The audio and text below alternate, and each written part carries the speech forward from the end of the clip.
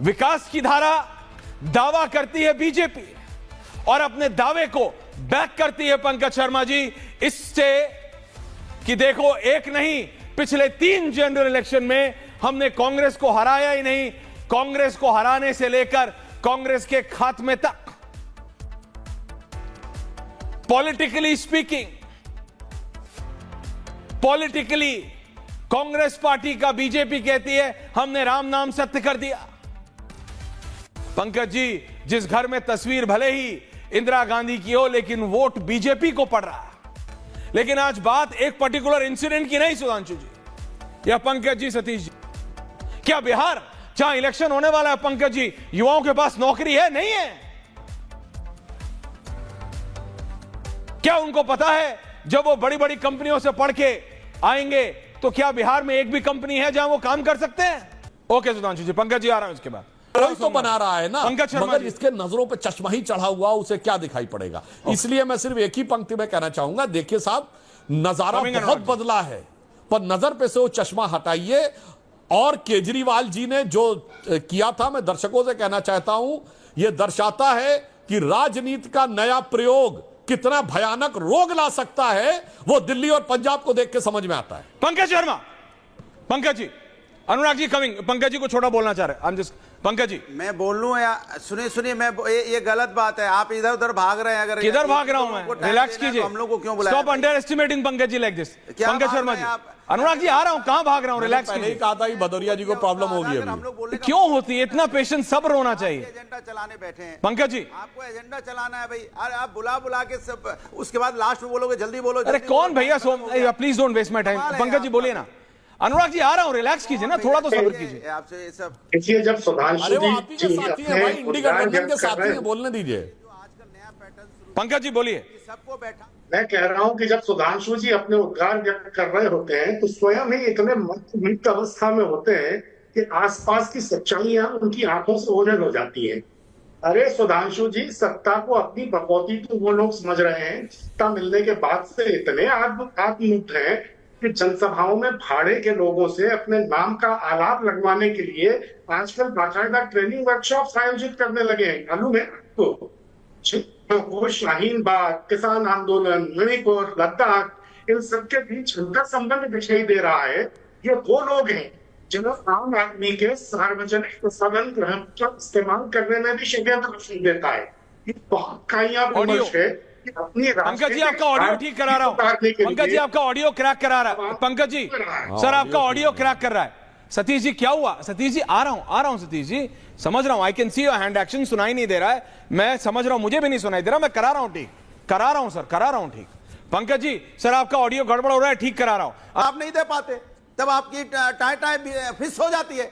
Digital India, make in India, ये आपका आंदोलन पंकज जी का ऑडियो ठीक हुआ? आपके आंदोलन में जन लोकपाल लाने की बात थी और वहां पे समझौता कांग्रेस से किया। अरे भैया, किसने किससे समझौता किया आपसे नहीं पूछा जा रहा है। आपसे पूछा जा रहा है कि 2014 के बाद से आपकी सरकार, आपने देश को क्या दिया है?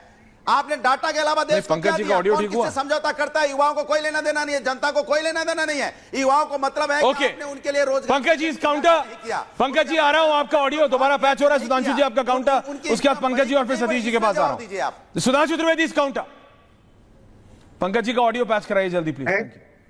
देखिए मैं ये कह रहा था, मुझे लगता है कि भदौरिया जी, मणिपुर, लद्दाख, इन सबके बीच संसद का दिखाई दे रहा है जी। सुधांशु जी तो आप ऑडियो मैन को जी, पंकज जी अभी ठीक नहीं हुआ है सर, माफी चाहता हूं, गूंज रहा है, सुनाई नहीं दे रहा है। सुधांशु जी इस काउंटर, डिबेट कोई भी हो, देखिए पंकज जी के पास में आ रहा हूं। अनुराग जी रिलैक्स, मैं अगर मेरा ऑडियो मैन अपना काम सही से नहीं कर रहा है तो ये नहीं कि मैं डिबेट नहीं करूंगा। 10 सेकंड दे दीजिए। नहीं, मैं आपको दूंगा 30 सेकंड बाद, फेड डाउन। 10 सेकंड दे दो। नहीं दूंगा, 30 सेकंड बाद दूंगा।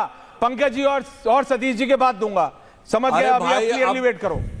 पंकज शर्मा जी, अब सतीश जी को ही मौका दीजिए, अपने दूसरे साथियों को मौका दीजिए भाई। अरे वो नहीं, वो अपनी पार्टी में किसी को नहीं देते हैं। सतीश जी और पंकज जी तो तब भी बात की बात है, आप इनको बिठा दीजिए सभा के 3 प्रवक्ताओं के साथ, उनमें नहीं देंगे।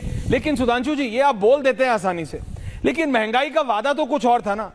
मैं कह रहा हूं भारत के युवा को, पंकज शर्मा जी के पास जा रहा हूं, but I am just making a point, आप जब अपना काउंटर करें तो दे दीजिएगा। भारत के युवा को रास्ता तो आपको दिखाना पड़ेगा ना। बिहार में इलेक्शन है, सबसे युवा स्टेट है बिहार का, सबसे युवा स्टेट है देश का बिहार, सबसे युवा, सबसे ज्यादा अगर जेन जी जिसे कहते हैं, जिसको विपक्ष उग्र और ये दिखाने में बिल्कुल आमादा है कि उसको तो बिल्कुल त्राहिमाम त्राहिमाम चाहिए, वो सबसे ज्यादा युवा बिहार में है।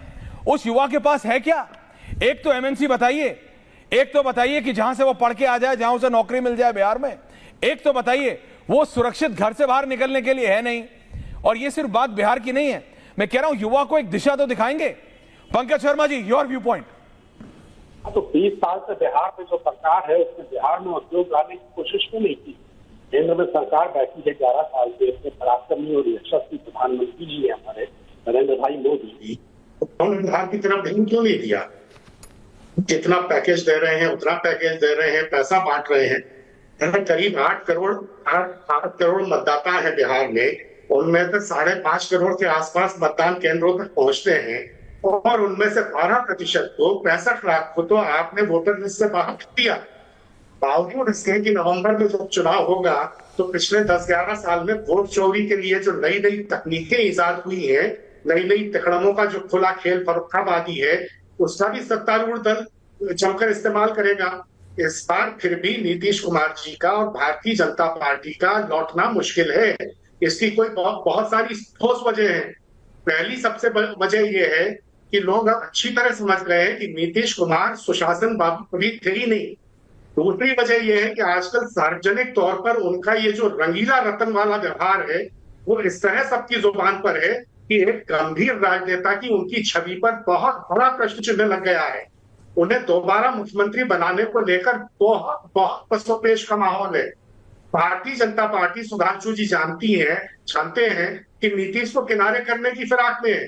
इंडिया का बहुमत आ भी गया तो इस स्थिति में भी भारतीय जनता पार्टी अपना मुख्यमंत्री बनाने की कोशिशों में अभी से बिसाते बिछा रही है।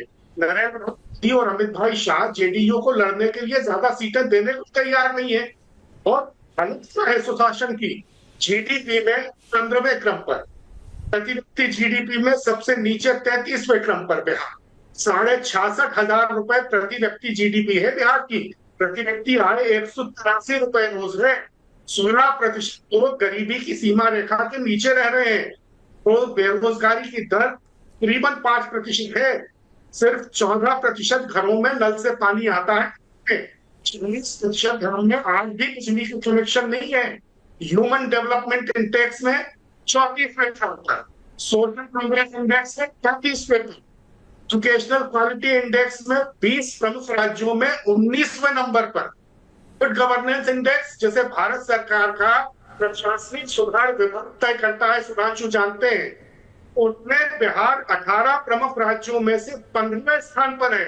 28 राज्य हैं, 8 केंद्र शासित प्रदेश हैं। ओके। 36 में से 18। पंकज जी, आप इतने अच्छे फैक्ट्स बता रहे हैं, सही या गलत मैं आइडेंटिफाई तो तब करूं जब समझ पाऊं।